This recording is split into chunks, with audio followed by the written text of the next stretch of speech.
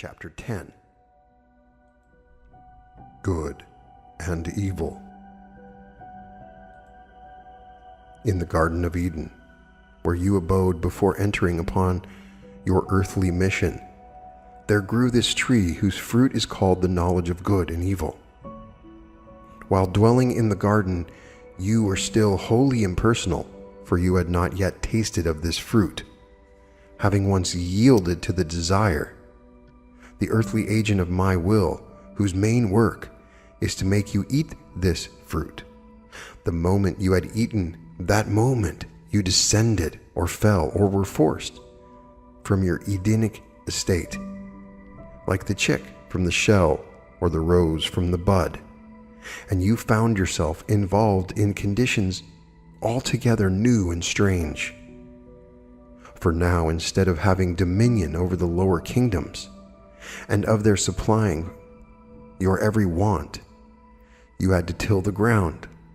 to get it to bring forth fruit,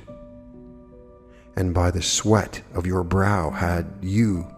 to earn your bread. Having taken upon yourself this earthly mission, it now became necessary for you to enter fully into all conditions of earth life, in order to develop a mind and perfect a body capable of expressing perfectly my idea on earth. The real cause and reason of your entering into this dream condition. So having fallen or stepped out of your impersonal or Edenic estate, you yielded completely to the lure of this dream world, and now permitting desire wholly to lead, you no longer were capable of seeing the reality or soul of things. For you had put on a physical body, an earthly covering with a human brain, which acted as a veil to your soul consciousness, and so bedimmed your sight and clouded your mind that the light of truth did not penetrate through, and everything was falsely colored and distorted by your human understanding. In this dream condition, you saw all things darkly, as through a mist, and with this mist enshrouding everything, you could not see things in their reality, but only their misty appearance, which now, however, seemed to you the real things themselves. This was so with everything you saw through your dream eyes, with things both animate and inanimate, with everything you conceived in your human mind, with even your own self and your other selves round about you, thus no longer seeing the soul of things, but only their misty shadows. You grew to thinking these shadows were real substance, and that the world about you was composed of and filled with such substance. This mist was only the effect of the light of truth being invisible to your human mind, whose intellect, like an imperfect lens, only befogged and twisted everything and made it appear as real, keeping your consciousness continually busied with these myriad illusions of your dream world. Now the intellect is a creature of and wholly controlled by desire, and is not, as many suppose, a faculty of the soul. In other words, this mist, then, was the clouded lens of your human intellect, which, because controlled by desire, falsely portrayed and interpreted to your consciousness every image, idea, and impulse I inspired from within or attracted from without. During the process of my awakening your consciousness to a recognition of my idea within ever urging for outer expression. All this I did purposely, however, through the agency of desire, in order to lead you consciously into the heart of earth conditions. While this false vision, inspired by desire, caused many missteps and much trouble and suffering, and you gradually lost confidence in yourself, in me, the impersonal one within. In fact, you forgot me, so that you did not know where to turn in your helplessness. Yet it was only through your thus losing the memory of your divine estate and centering all your consciousness in these earthly conditions that I could develop your human mind and will and all your faculties and provide your human body with the strength and powers that would enable me to give perfect expression to my divine idea on earth, which eventually must be. So, through your mistakes and troubles and sufferings, desire for relief caused the idea of evil to spring up in your mind. And likewise, when these troubles were not, it inspired the idea of good. To all appearances of things and conditions, you attributed these qualities of good or evil, according to whether or not they satisfied desire, my agent, in reality my human self, or you in your human personality. All these conditions and experiences in life which you entered into, and which when pleasing seemed good, and when displeasing seemed evil, were merely incidents created by desire to quicken in you certain soul faculties, which would enable you to recognize the truths that I,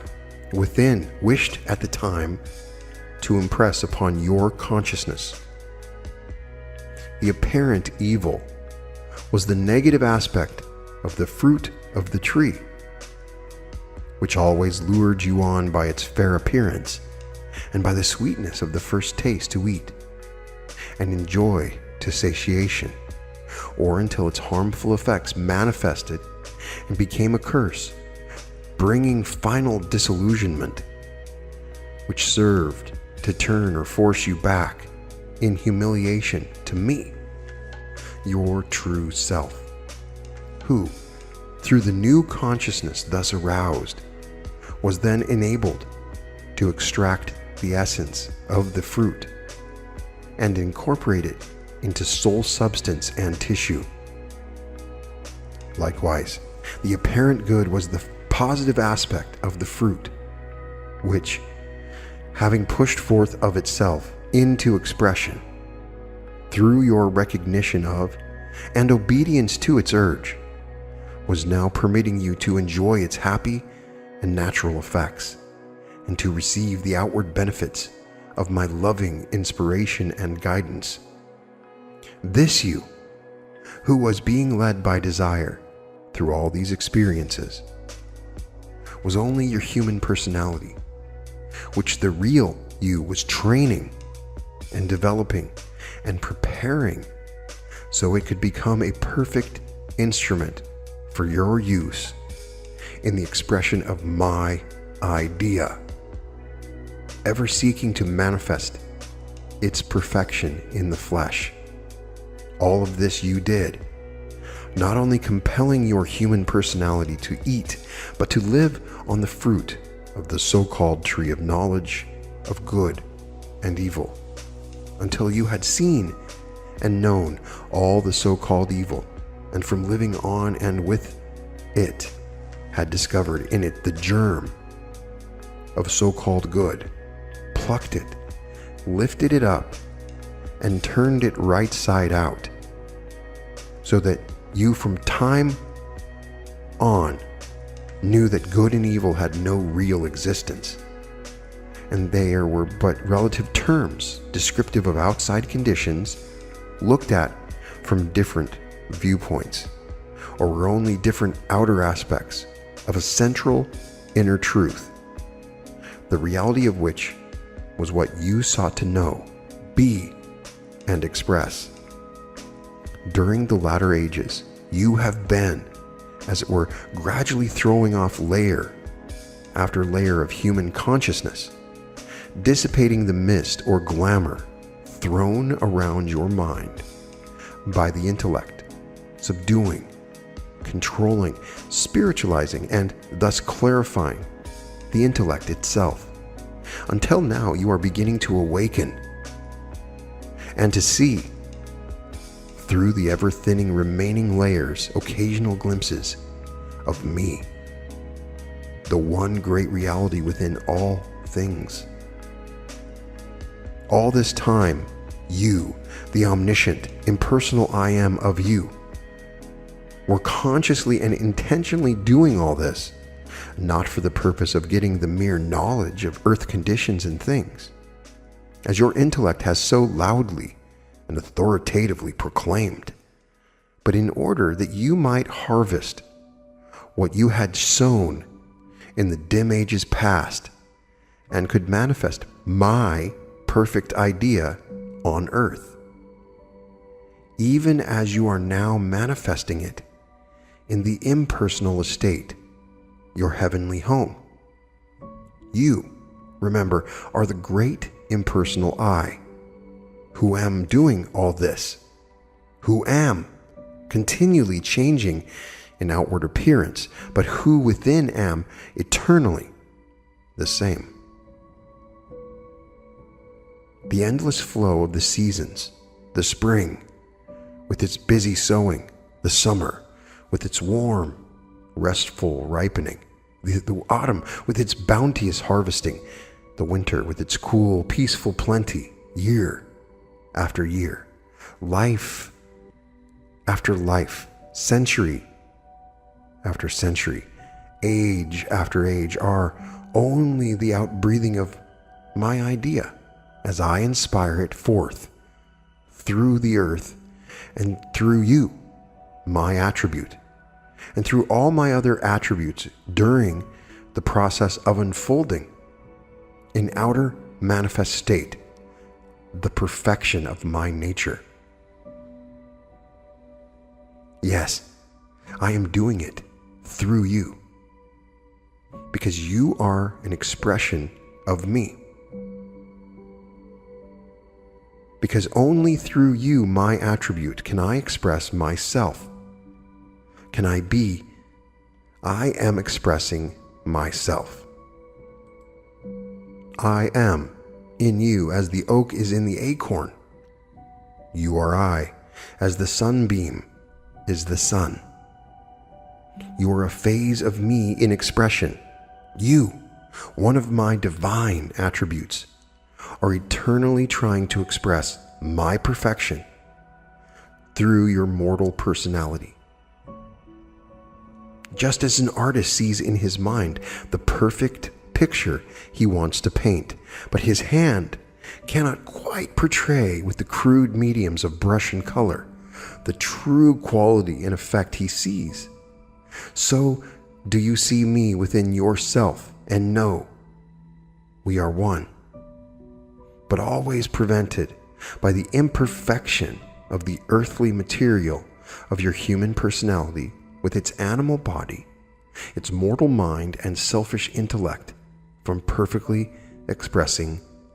me. Yet I created your body, mind, and intellect in order to express myself through you. The body I made in the image of my perfection. The mind I gave to inform you of me and my works. The intellect I gave to interpret my idea as I inspired it to the mind. But you have been so distracted by the human phases of this body, mind, and intellect, and their outer uses, that you have forgotten me, the one and only reality within, whose divine nature I am ever seeking to express to and through you. The time is soon here when the outward uses shall no longer distract, and my reality shall be revealed unto you in all the glory of its perfection within you. You, when I thus reveal myself,